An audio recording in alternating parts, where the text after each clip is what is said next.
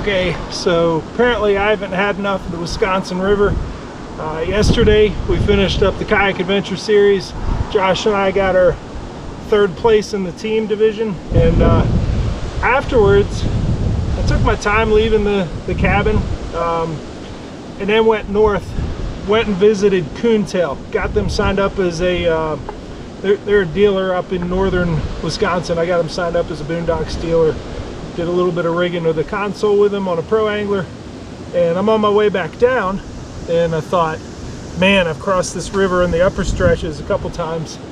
It's too beautiful to not take at least another 3. I'll probably only get 3 hours. No, I'm only gonna get 2. It's almost 5 o'clock.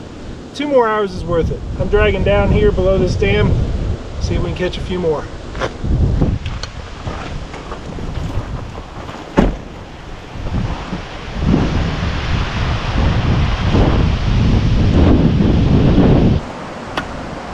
So, you never know whether these sort of quick trips are really going to be worth it in the end.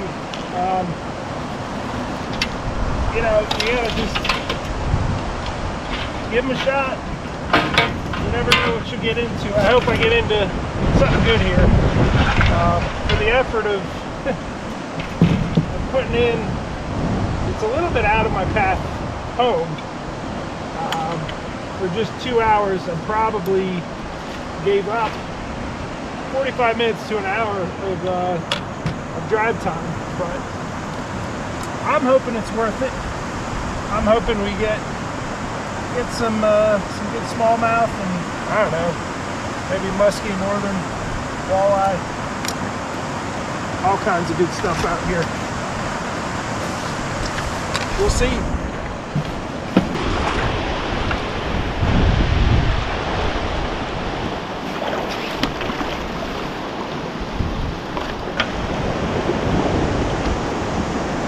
So I'm going to fish here for a few minutes, because I may not even need to leave this area where the dam is to find fish, but man, I always want to explore downstream and know what a river or a section of river I've never been on looks like. We'll see.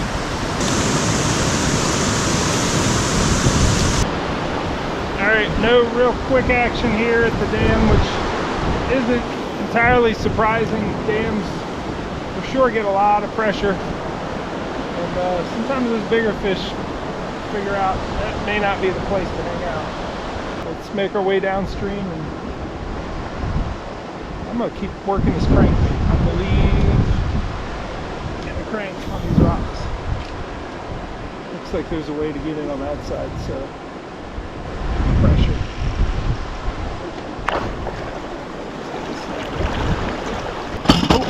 What did I snag? I snagged someone's line. Getting the motor out of that stuff. Come on.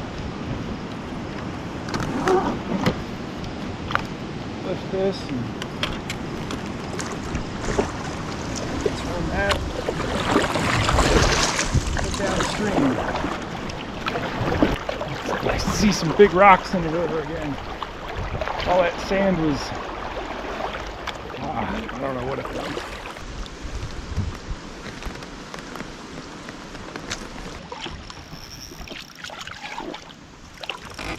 Alright. Yeah, I abandoned the idea of just running down. I just liked the depth, calmness of this pool, and I'm liking this first smallmouth that hit my crankbait. Nice. Nice. Man, you're pretty. You're not one of these, you know, mustard colored sand dwellers. You're a brown fish. Yeah.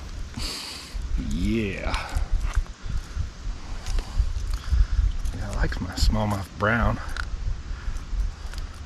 I had some green ones down there. All right, see you guys. Thanks for that. They were, and I don't mean like largemouth greenies. I mean like, they had some pretty colors. They were just different colors, and you know, these fish that are on rock that are the color a smallmouth should be. Brown. Let's go get this crankbait and keep moving. Didn't take long. Put that crank away because I see shoreline wood. Maybe a place to put palmetto bugs. Maybe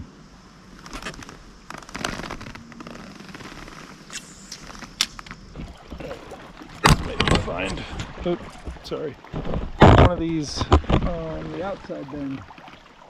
In the meantime, I'm gonna keep cranking because, you know, that already caught something.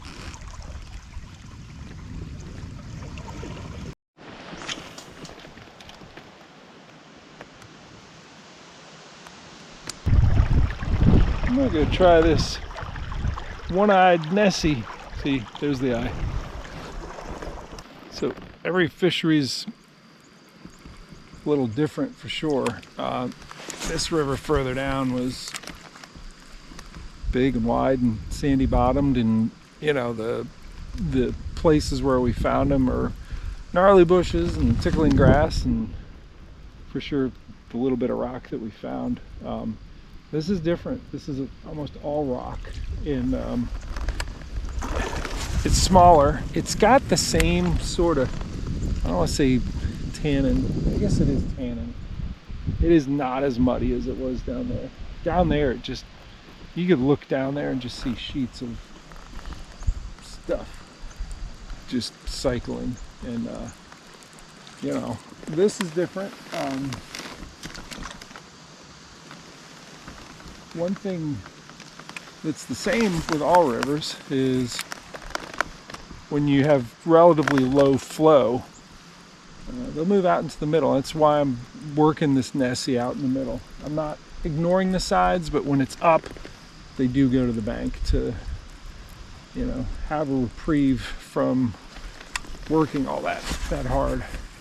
Look at those big boulders over there. There's got to be a big one in there. Gosh, that's a big fish. Yep. Golly. Get out of the rock.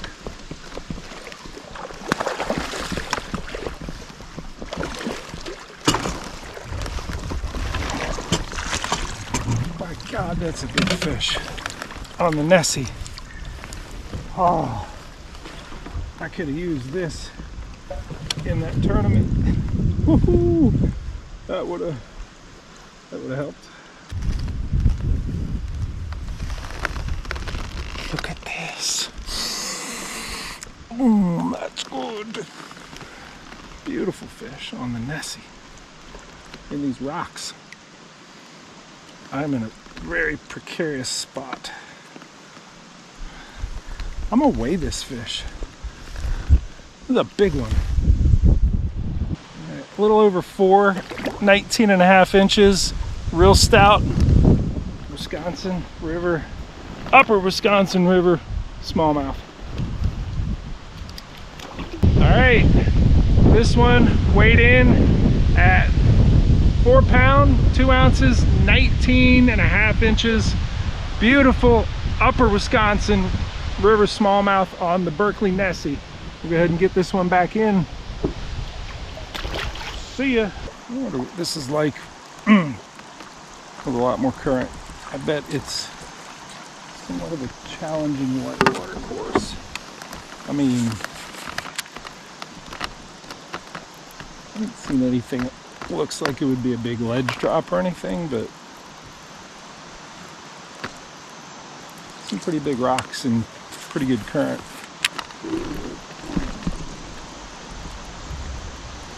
I mean, not right now. Current's like nothing.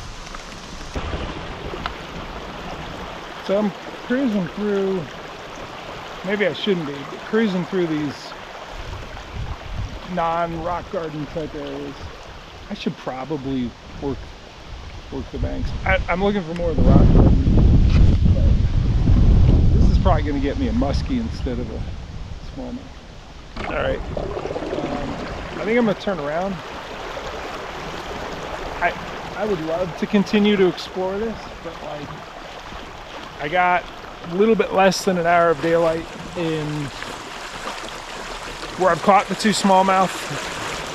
Was up near, you know, the rock garden type area. I think that I gotta time getting back the right way, because I kind of don't want to navigate an unfamiliar river, a rock garden in an unfamiliar river. Even with this, there may be some places that I gotta wade up through to bring it.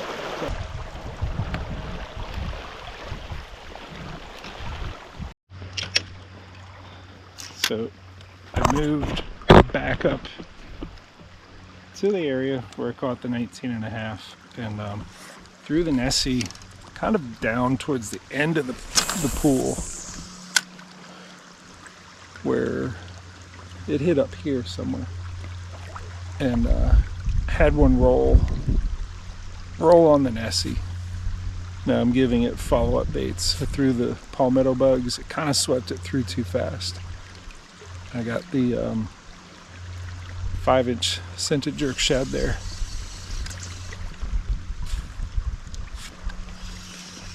They're in this area. So the maddening thing about these bigger baits, glide baits, swim baits, and not that these are that big for, they're not big for the standards of the category of lure that they are, but compared to conventional tackle for smallmouth, that's a big bait. The frustrating thing is it gets messed with quite a bit with very poor hookup percentage, and it's not the bait's fault. It's just fish behavior. You know, they see a big sick fish, it's going to be a big meal for them. They're going to test it. They don't just, it's not like that crankbait I was throwing earlier. That thing, they just eat it. I may go back to throwing that just with what little daylight I got left.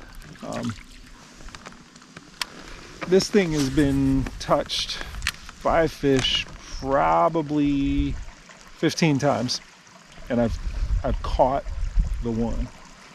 And I think that I caught the one because he was in between a bunch of rocks and stuff, and there was just, it wasn't an open field tackle, so to speak.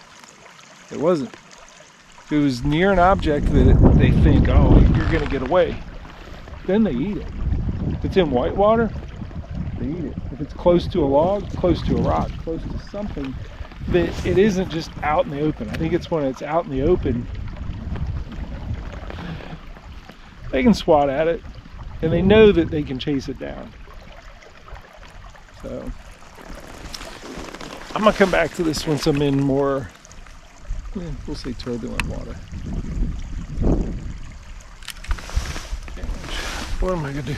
I'm gonna crank this pool. Yeah, I'm going back down to this area. Got a lot of interest from the Nessie without commitment, and because I'm moving back downstream, I'm gonna be walking out of here in the dark. Yeah, that happens to me a lot. It's my own fault, but that's okay. We got a crankbait fish here. Back to where I was getting Nessie attacked. Oh, he's off. That took too long. Turning him around.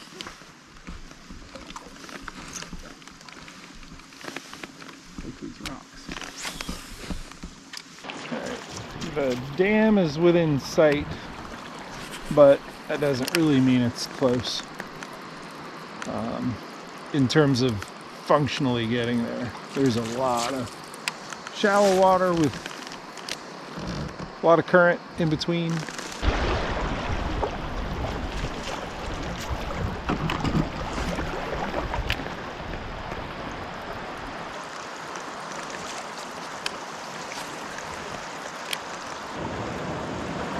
Had several more messing with it, but none that committed to the eat. About out of daylight too.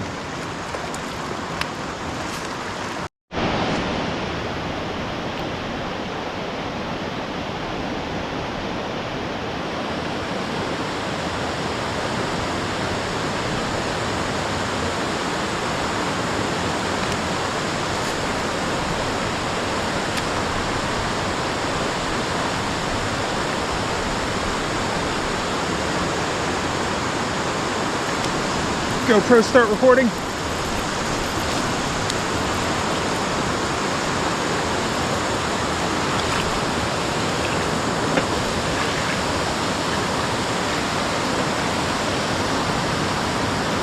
One more here at the dam. Good jump on them.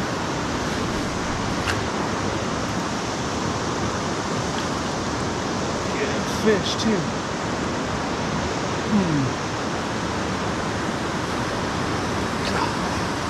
Such a thrower. Yes. Oh, it's fun.